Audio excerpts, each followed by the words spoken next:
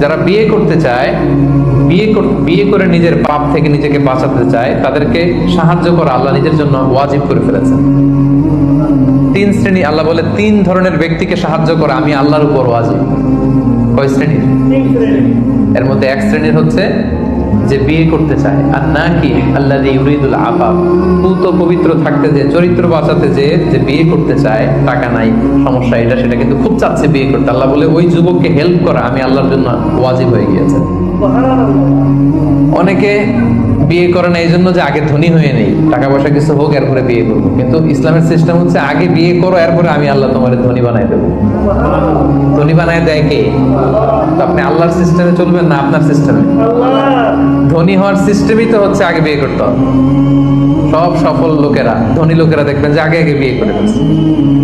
এজন্য আমরা যেন বিয়ে করে হালাল পথে আল্লাহর দেয় যৌবনকে